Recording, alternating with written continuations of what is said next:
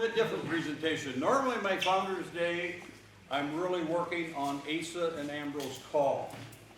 But I had a request. DJ Perry is the producer of our Prisoner of War Camp movie, which I was telling earlier, that will be on the Peacock channel this fall. So nationwide, wherever you live now, you'll be able to see Algona and the POW. Well, his next movie he'd like to do is on Chief Ink Peduta, the man who was responsible for the Spirit Lake Massacre, where 47 deaths occurred. And he had heard that I do talks about Ink Peduta and thought, hey, if you'll video and send me a copy, then he can get some ideas of how he can work Algona in. And during my talk here today, you'll find out that Ink Peduta and his band camp here quite often.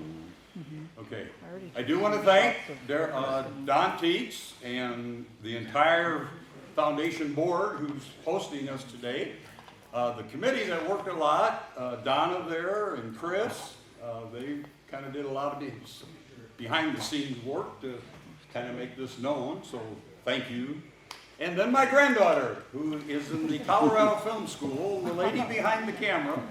That's my granddaughter, Faith Miller. She lives in Thornton, Colorado, suburb of Denver. And the Colorado Film School is in what, Aurora? Yep. A suburb of Denver. And so she's being trained on all the equipment and how we should do it. And I asked her to come because if we're going to send this on to DJ Perry, I wanted it to look as good as it could look, right? Alrighty. So, we do want to recognize our two men, Asa and Ambrose Call, all right? When they were getting older in life, let's see if we can find them when they're a little bit younger. I have a real nice picture, thanks to the family. In 2004, we hosted 124 descendants of the Call family. Vicki Meyer and I went together and we did a whole weekend activity for them. They came as far, most of them live in California and Oregon now, but we had people from Italy, we had people, you name places. I always had this picture of Asa. That's when he came, 24 years old, and a pretty good looking young man, isn't he? Okay. Here, sorry, Ambrose. I had no picture. There was nothing in the Algona history records, but this family sends me something every year. I now have copies of diaries of Asa and Ambrose Call. I have, you name anything about a family, I've got it. Those boxes are at my home. There's a picture, the best younger picture of Ambrose. Well, you can't have a successful life unless you find a mate, right? Here is Nancy Henderson.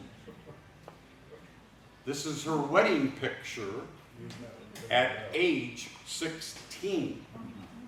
All right, let's make a guess. Which of these two men do you think got her? Not Ambrose. This is Ambrose Call. Okay. And the family of Coles. Do you know a Cole family out of Des Moines? One of the wealthiest families in Des Moines. Do you know KCCI television station? Well, guess what the CCI stands for? Coles Communication Incorporated. He is, well, he's passed away, but his family is the owner of that television station. They donate millions of dollars throughout Des Moines all the time. If they're going to build a new library in Des Moines, the Coles Foundation will give them $6 million. That was the last gift they gave. All righty? And you'll hear a little bit about how did that name ever get in? Because when a Mr. Coles, Gardner Coles, came to Algona, he was the combination principal and superintendent. All right? And he had to find a wife. And her last name happened to be, well, Call, actually. But I digress. We're not here to talk about marriages. But the two young ladies I do want to give credit to. This is Sarah. Her family came from western Pennsylvania, and her father was a tremendous woodworker and so on. And she married Asa. They had a total of 7 children, and while she was giving birth to what would have been her 8th child, she was 40 years old at the time, she died during childbirth. Okay, so she's very young. And there is Nancy, what was Nancy Henderson, Ambrose's wife. And that was the wedding picture. She married Ambrose when she was 16. But I think that was more common back in the old day. I think women married way young. Because even like my own family, I hear stories of, so. All right. Well, the men wanted to name us Call's Grove. All right. Which, been okay, right? But they decided we're going to let, when Sarah gets here, we're going to let Sarah pick the name. And Sarah's pick, this young lady's pick, out east, the town of Algoma is a very popular name. There's quite a few different Algomas throughout the states. That was her choice. And the men had told her, Sarah, you get to pick. Well, ladies, you know how we men are. The two guys listen to that and they go, Sarah, that is not euphonious. In other words, they didn't like her answer. Well, between knowing about the Algonquin Indians, which we have nothing to do with, that was a New York tribe. But out east again, there are lots of lakes that are Algonquin Lake, Algonquin waters, and it has become known to be peaceful waters. So the men knew about a term called Algonquin. Sarah wanted Algoma. And they did a little like negotiating or whatever and pulled the N out of Algonquin and created this new name. How many Algonas have you ever, as you traveled, how many other Algonas have you ever been in? One in Wisconsin. Pretty hard to find, isn't it? Yeah. So it is somewhat unique. Algoma, Wisconsin. Yeah. So that's how we end up being, okay. All right, let's get started. How many rows are there? Take a quick gander at that and pass it down the line. Hold it up so the back row can see it. There you go. Okay. Down through the center and all the sticks there. Yeah. Let that picture get right on down the line. There's nothing there to memorize. Yeah. This one out beyond the semester exam. We are very blessed. 18,000 years ago, a glacier, given the name of the Wisconsin Glacier, started up by the Canadian border and started its movement. A glacier. Now, you think a snowplow has a good blade on the front? Think of a gigantic glacier moving across land. The yellow region is where the glacier did its best job. It leveled the land, okay, and it left the concept of what we call prairie grass, tall prairie grass. So in this area, you'll see on that map, is like Cassuth County part of that. There are only 3 in the world. The Pampas region of southern Argentina, okay, it's a tall prairie grass, and the black earth belt on the western side of Russia, and then the yellow region that we're in and that you're looking at. 3 in the whole world. Now, why is that the best soil in the world? Prairie grass will grow to 6 feet tall. What is lightning bound to do if something's that tall? Lightning struck it, fire started, it burned to the ground. There were the ashes. Prairie grass regenerated the next year, lightning struck it, it burned to the ground, there laid the ashes. Multiply that over thousands of years. And that's why we have some of the best soil in the world. Any soil that's been developed by the prairie grass process is the best soil that you can possibly farm. So if you're a farmer and you want to quit farming here, you can head down to Argentina, or you got to go over to the western side of Russia. Well, what did that also do? It attracted the Native Americans. The tall prairie grass originally attracted the critters, the deer, the buffalo, the different critters. And our Native Americans, you're looking for food, right? You're looking for buffalo hide, if you're going to make your clothing articles, and if you're going to make your home, like a teepee that we call a home. They came into this area. We can document that the Sioux Indian tribe was in this area of Iowa for like 600 years ago. Pass this little map around. This will show you the Indian tribes and where they settled in Iowa.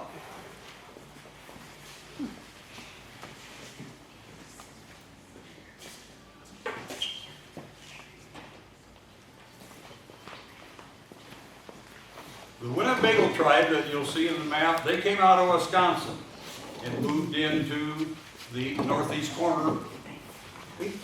Not that there were any boundaries, but as the tribes came in, they feel like, okay, this is our land, and like you stay away, and so they had very distinct areas of Iowa. You can see where we get our name. Guess the pronunciation of that word. Iowa is the way they said it. The French that came into this area pronounced it Ioue. Ioue. And lo and behold, we pretty soon started saying Iowa.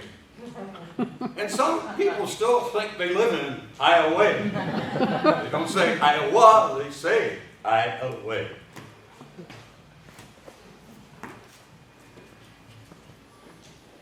So we've got Sioux Indians in our area. Very peaceful people. Had families, okay? They had homes. This would be one of their better homes.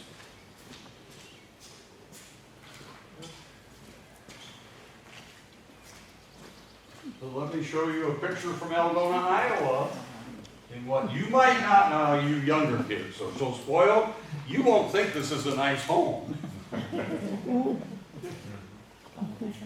What were teepees when you think about it? If they're relying on the buffalo for food, clothing, etc., if the buffalo move, what did they have to do? They got to move. So a teepee is nothing but a what? Mobile home. Nowadays we call them RVs, don't we? Yeah. Hey, we got to go. The buffalo went up into the northern part of Iowa, or the buffalo are up there in the Dakotas. We got to go. So a teepee is just a mobile home. They built, now, like I say, school kids never think that's a nice house right there because it's permanent. They had something they could live in here. All right? So for 600 years, they were living high on the hog. What could possibly screw this whole thing up for them? People that kind of look like, okay, and what they called Wasika. Sioux Indian for white man. Wasika.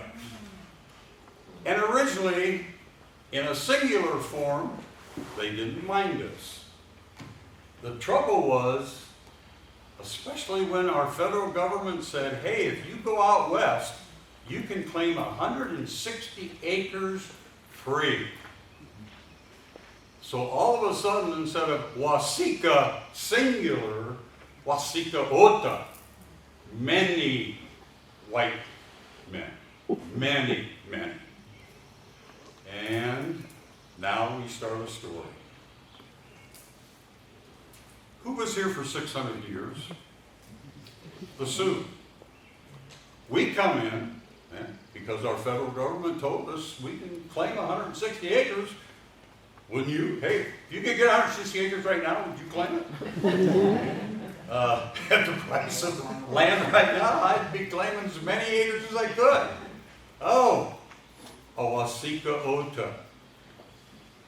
And how did we come in? Did we come in like bashfully, or did we come in with, we had those instruments like those long things that could go bang, you know, and they were still kind of pulling the what?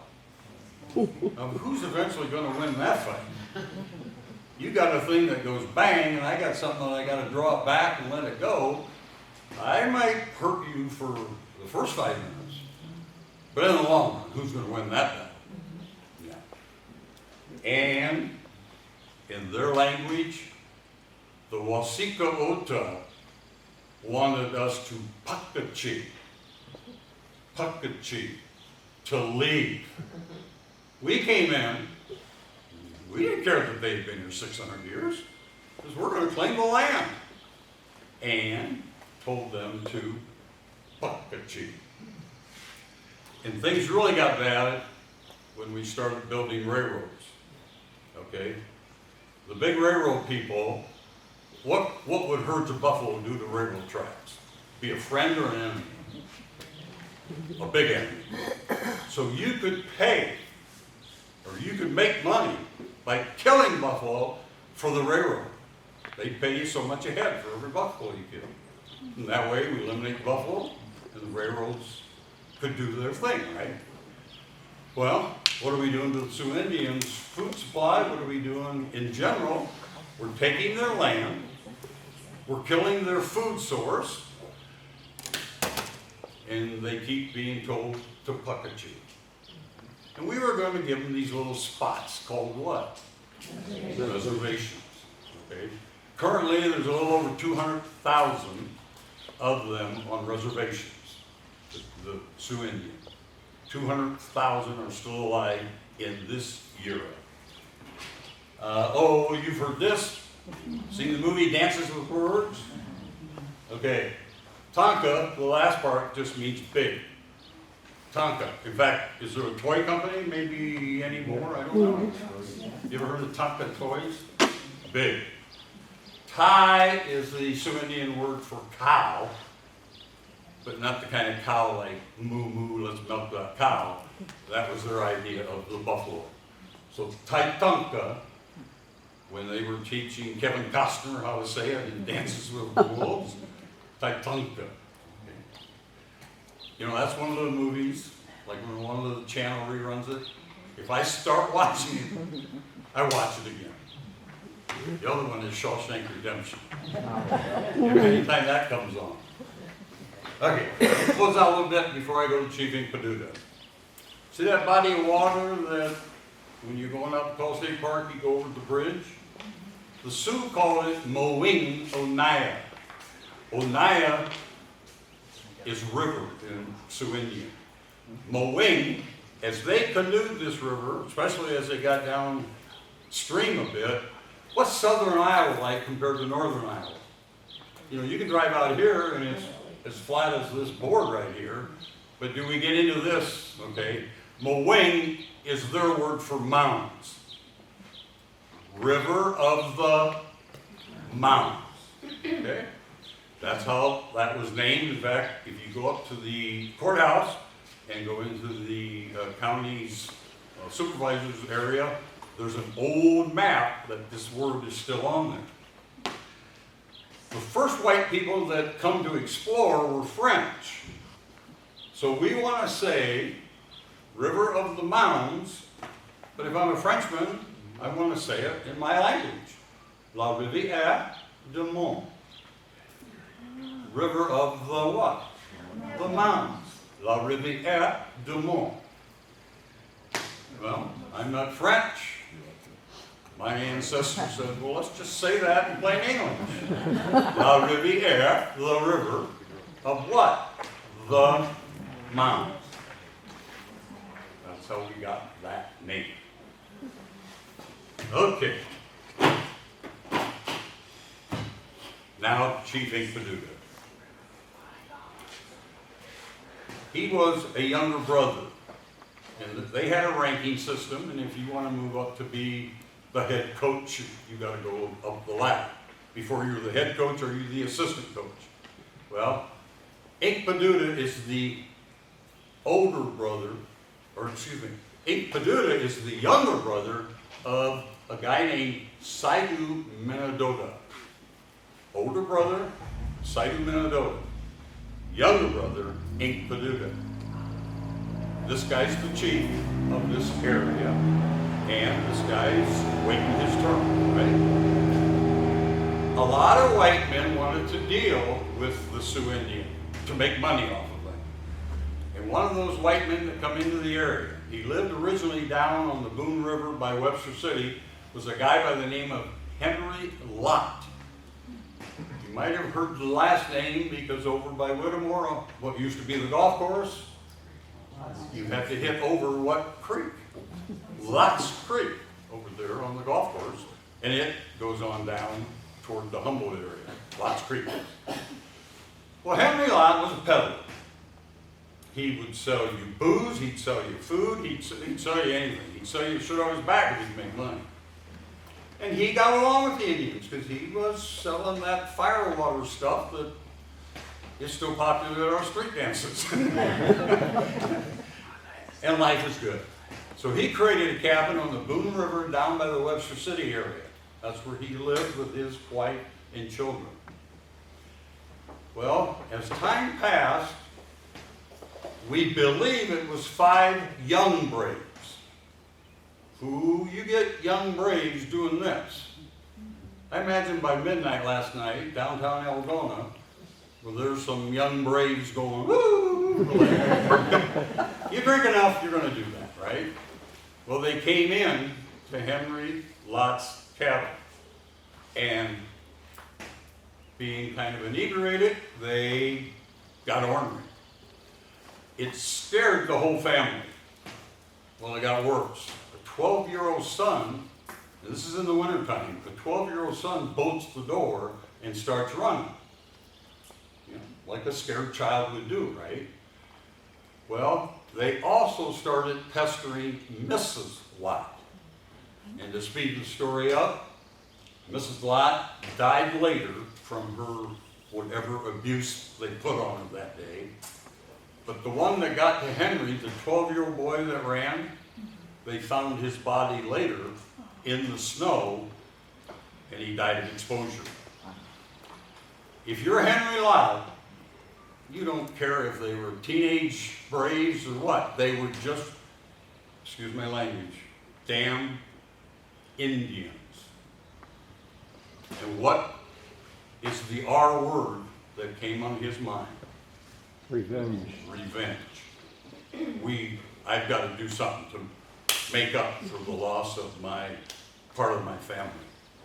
So he spent the next 2 years doing everything he could. He would take barrels of meat and leave them like in a pathway that they often would go. But the meat had been treated so it was poisonous. He thought that way he could kill them easily.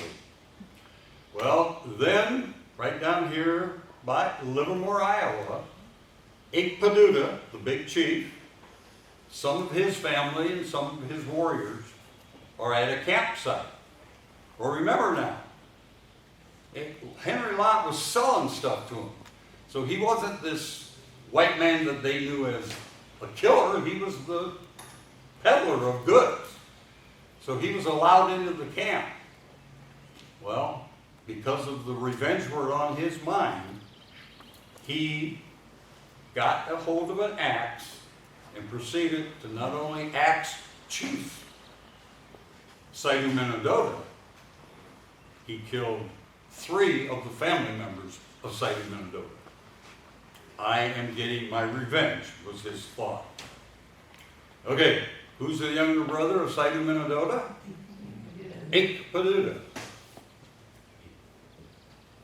He did the right thing.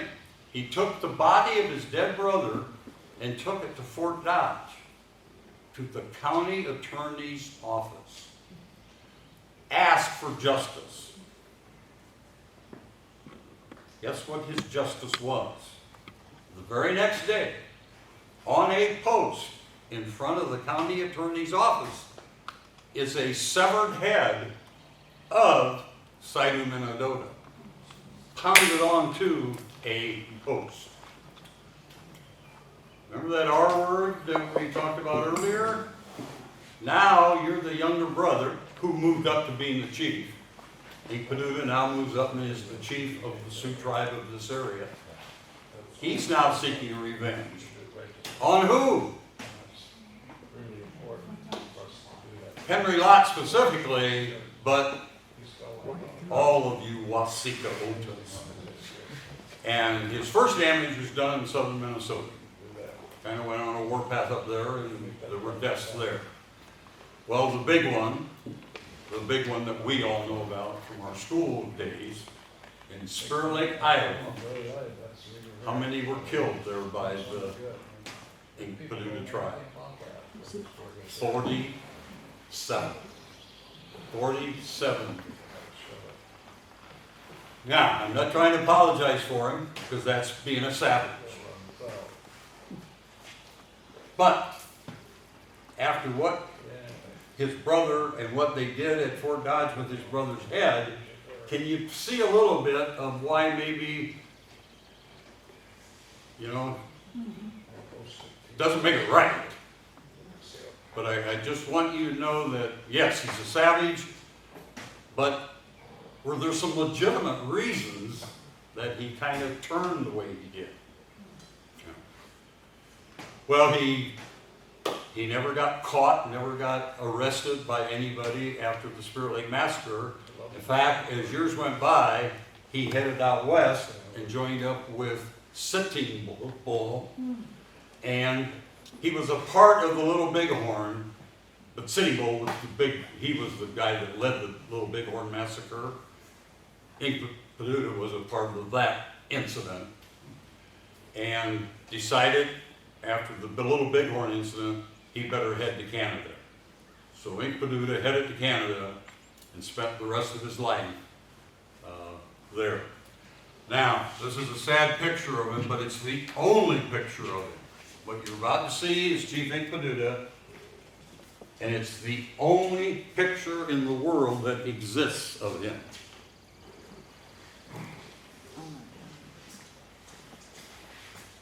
Five foot 11.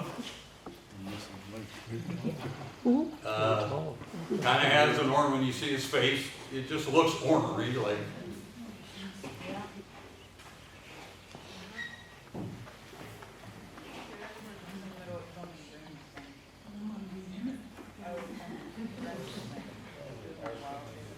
And like I say, it doesn't make it right. You can't go out and kill 47 people just because you want revenge.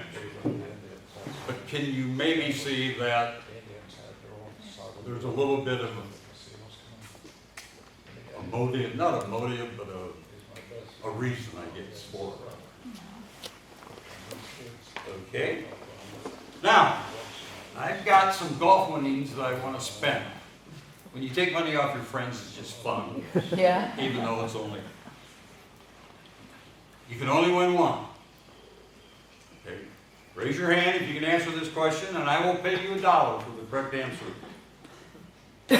What is the name of the person who is known to have killed 25% of the world's population?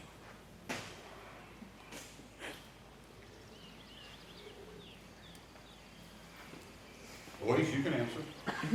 Genghis Khan? Huh? Is it Genghis Khan? Good guess? No. Ready to give? Who? Good guess? Yep. The answer is Cain. He slew his brother. Yeah, that's right. Ah! You just won a free dollar. Here you go, young man. Second question, it's worth $1. I'll give you 2 of the top 3 countries in the world for attracting visitors. Number 1 is France. France gets more tourists than any other country. Number 2 is the USA. For $1, what's the 3rd country that attracts the most tourists? Italy. London. Good guess. Russia. Good guess. Mexico. Good guess. Turkey. Now, if we could stay here all day, keep guessing. Finally, yeah. Correct answer is Spain is number 3. Wow. Yep, it goes France, USA, Spain. Could you have sat here all day and maybe never have thought of that? I never would have got there. All right. This one you have to get. Okay, these dollars, like I say, are my golf partner's dollars. Name the 4 now you gotta raise your hand, because all of you know this answer. Name the 4 rivers that forms the boundary of Iowa. Raise your hand. 4 rivers form the boundary of the state of Iowa. Here, let's even give you a couple easy ones. I think the Mississippi's involved, right? And I think over on the other side, don't we have a thing called the Missouri? God, I've given you half the answer. Did I ever do that on your semester test? No! What the heck, right, Frank? Sue and Des Moines. Pardon? Sue and Des Moines. We have a winner. What happens at Sioux City, Iowa? What does the Sioux River do at Sioux City, Iowa? Veers straight west. Goes into Missouri. What picks up the rest of the boundary going north then? The Sioux River. Our Des Moines River, and we're the East Fork right here, if you jump in a canoe and follow this old fork all the way, will you eventually be down in that little part of Iowa, you know, get down around Fort Madison, down in that little part where Iowa has that little, almost like a little sliver? We're the western boundary. The Des Moines River is the western boundary between Missouri and, well, I guess it'd be Illinois on the other side. All right, so I owe you $1. I will pay you immediately when we start our walking tour. All right? What are the 4 longest rivers in the whole world? Let's take care of the easy one. Is everybody going to say the Nile? Yeah. That is number 1. Is everybody going to say the Amazon? So all you got to do is come up with 2 more. You got a fresh dollar bill. Yangtze River in China. Pardon? Yangtze River in China. We're down to 3. We have 3. Yangtze River. Hudson River? Huh? Hudson? Good guess. Mississippi. Number 4. Mississippi River. You get $1. Where are you going to take that $1 to? Where are you living now? I'm gonna go get some rotary donuts. This young lady is Dr. Shea's daughter. Okay. Aha, last question. And I'm not even out of money. What was the first man-made invention that broke the sound barrier? A sled? You know the answer. A sled? Don't. Good guess. Go a bullet. Bullet? Firework or something like that, Gun. Huh? A gun. Nope. Not the first one. That came later. Telegraph? Cannon. Huh? Telegraph? That broke the sound barrier? No. No.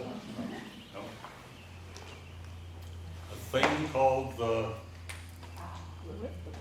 whip. Oh, really? When the whip got invention, that was the first man-made object that could break the sound barrier.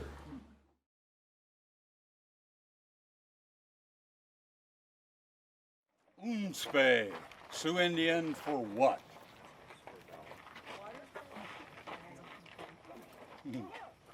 It means to learn. Unspe. And again, Don and Darren, after they had listened to me several times on tours, decided, hey, we need to tell them this is where you come to learn. Unspe. Well, it was nice of them. They went and chopped out a tree and carved it and all that. I apologize to everybody in the golf carts and that. You were so far behind us, they couldn't hear anything I said. So anytime you want a private tour, just give me a call. Yeah. All right, come on up.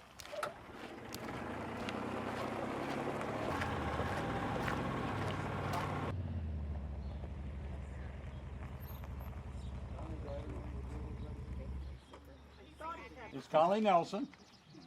What do you have, 7 states that you're in charge of? Let's see here, Texas, Oklahoma, Colorado, Missouri, Utah, Iowa, South Dakota. I wasn't counting. Anyway, 7. Conley is with Smithfield, the organization called Smithfield. And I think he spends half his life in an airplane. Serious. He's always flying somewhere, all right? Well, anyway, Conley and his wife decided, hey, why don't we have a fairly nice home? And they had me down for a Christmas party once. You got lost. A family could live in that division and never cross paths with the family living here, and then the other third family could be living there. And they would never have to bump elbows. That's how big that house is. It's beautiful. Okay. Who was your designer? My wife. She designed the whole thing, working with all 5 of them. Okay. Perfect. It's beautiful. Absolutely beautiful. Now, you can kind of understand about making this open to the public and beer cans flying here and there, and you know, there's some things that, but the Class 72 is going to solve that problem. Kind of a place to have meetings.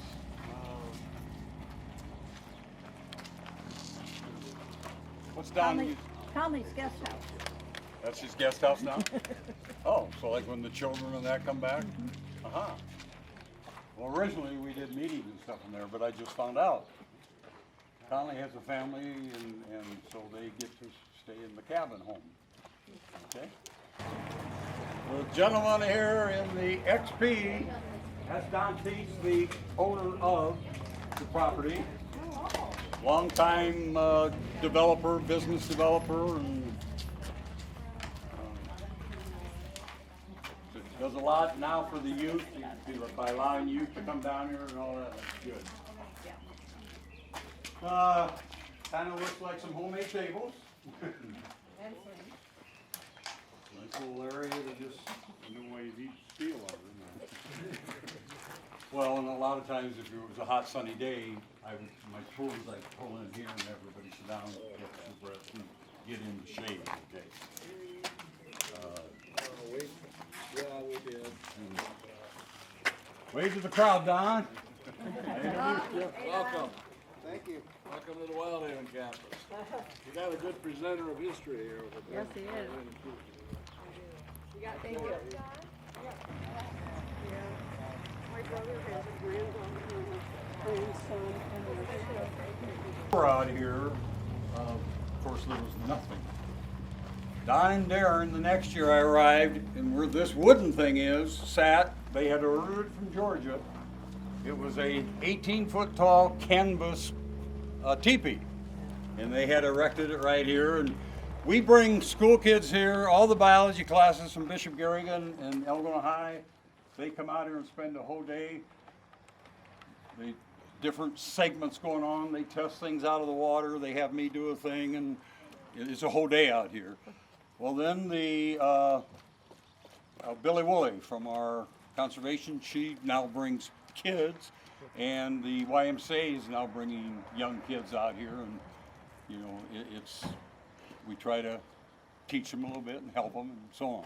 Well, anyway, the canvas teepee lasted about 3 years. Well, with Iowa's rain and wind and what have you, it started disintegrating. So Don decided, we'll just build something that'll probably last, okay? Hey, young boys, this is not what the Sioux Indians would do. Why? Because if the buffalo move, are we going to take this down and move it? I don't think so. But it does make a nice place now to have kids and come in and show them the world, I guess.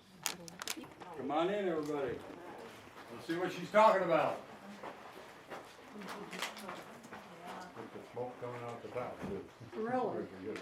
Dear God, show us a sign. Careful what you wish for.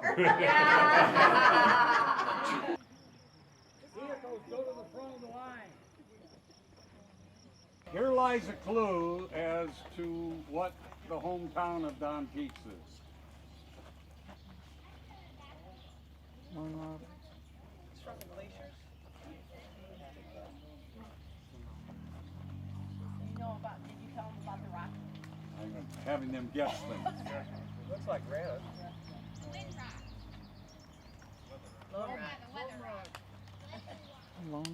Lone Rock.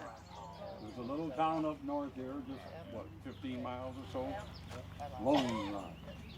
So this is his way of remembering. There, the family farm is still up there.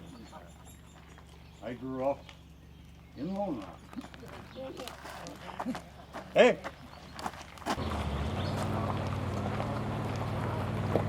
Technically here, we are not in the city limits. This property here sits just outside. That retaining wall there and these houses are where the city limits end to the south, okay? That was Darren Peace's home until his passing, and it's now been sold. I believe it's Jimmy Geelan. Correct. Okay. A young man named Jimmy Geelan is in that home.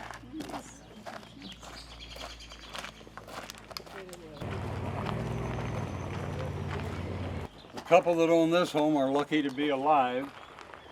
And how strange is this? Eagle Grove, the main road that goes north of Eagle Grove, was being under construction a couple summers ago. And so you had to go out on a blacktop to the west, goes by the Eagle Grove Golf Course, and then connects to a north-south blacktop. They are coming home on that blacktop. They're going north. An Algona senior at the time, was she, Faith? Yes. I think it was a senior.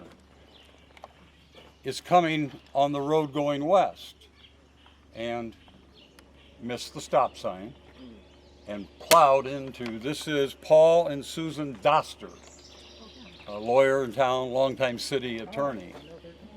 And if you saw the car, you knew both people were dead. There's no way you could look at the car and say anybody lived. Thank God that they're both in that house and they did live. The teenage girl lost her life. What are the odds at Eagle Grove, Iowa, two Algona people are going to have an accident? And none of them would have been on the roads they were on if it hadn't been for the construction going on. Kind of sad. Yeah, they had a long time recovering, but they're both okay now. How long ago? Graduate of Algona High, and when he retired from the music business, his children tells me we never saw Dad. They were always taping and what have you in LA. When they were off season, Dolly Parton had him come out to Dollywood and perform. So he's busy in LA doing all the television taping. He takes off for Dollywood, which is what the state's that in even. Tennessee. So the adult children, when I visited with them, says, we never got to know Dad. But here's what he found. Nicest guy in the world. But if he'd go to a bar or go out to eat, everybody wanted an autograph, of course, you know, right? So this kind of became his favorite watering hole. I don't know if we could. It's a lot or not? Yeah, it's a lot. Well, you can kind of peek in. It's kind of meant to be like a Colorado mountain cabin. Good place to have a little cocktail and visit with whoever's visiting down here. I used to come down and Don and him all the time. He's just the nicest guy in the world. Okay. So I had an idea. We're going to do this someday. If you're on this tour, one of you could win a free night in the Dickdale Cabin. Cool. And you can tell all your, well, you gotta tell your older friends, because that guy didn't even know the name. I slept where Dick Dale slept. And if you remember, Dick Dale used to be the beginning of the Six Fat Dutchman band. I grew up there because I grew up in Waseca, Minnesota, which you might remember one of his things. Dick Dale had to play at my wedding dance in 1969. Oh my gosh. Because my father said he will play for your wedding dance. And now I'm a part of this, so it's really cool. That's cool. Catch the name of the town? Waseca, Minnesota. Hey, that's a nice tie-in. Yeah, it's meant to be. It was. Absolutely the nicest guy you could find. And at 87 years old, I met him personally here in Algona. And I told him my story about my wedding and all that. He said, oh, yes, I remember that ballroom. It was on the south side of Owatonna, Minnesota. And I said, yes, sir. He was 87 years old. Well, we did his 80th birthday party over there in one of the buildings, and the public channel came up and filmed a bunch and ran it on Iowa Public Channel. His saxophone will be on display soon when the Carnegie Hall is renovated and everything. We have been a part, the foundation has been a part of that also, at getting that to happen. So his saxophone, I believe, is still in the chamber office. And then it will be housed in the Carnegie Museum. When will that be open? I have no idea, do you know? It's a work in progress. You can't give a date because nobody knows. Speed of progress Yeah, right, sure. I led for Dick Dale when he passed, I led a memorial. Let's make some. You're in the movie?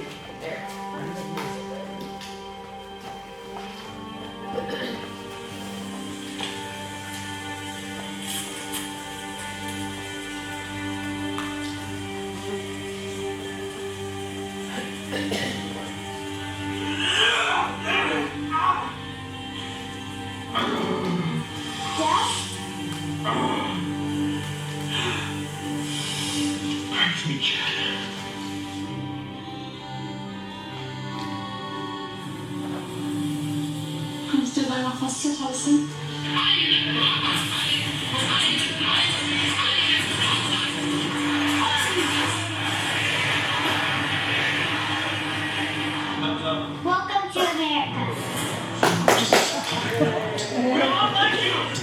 Since your grandson to the bottom of the ocean, here comes the dark coast across the line.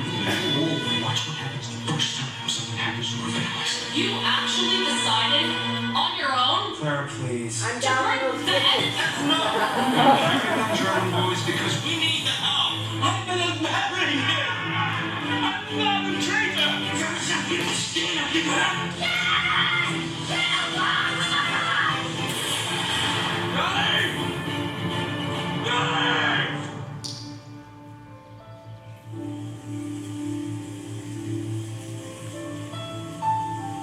Welcome to Algona, Iowa, the corn capital of the world. These are all actors actually in the movie.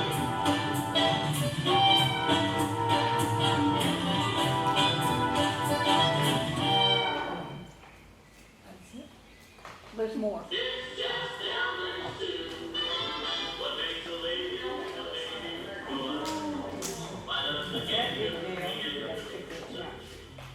I, Leonard Keith, Mayor of the City of Algona, Iowa, do hereby proclaim the weekend of September 14th and 15th as Dick and Marguerite Dale Days in Algona. Signed by yours truly. Well, my birthday. Don't ask me how old I am. That's great. Say 80, Dick. This is where I grew up. And Bancroft used to have a dance every Friday night. And I went to the dance. I couldn't dance, so I stood in front of the bandstand and listened to him. And I don't know what got into me. I said, hey, you need an extra sex man? He says, yes, this kid's going to that circus day after tomorrow. So what's the name? So I sat in, got the job. I came home and I woke my mother up and said, I got a job playing with a dance band. She said, no, you don't. But we talked it all out for a couple hours. And about 3 days later, I was on the road. I had a ball. All the guys I worked with were great. I have to thank everybody out there in TV land for keeping us on. I've had a very wonderful life.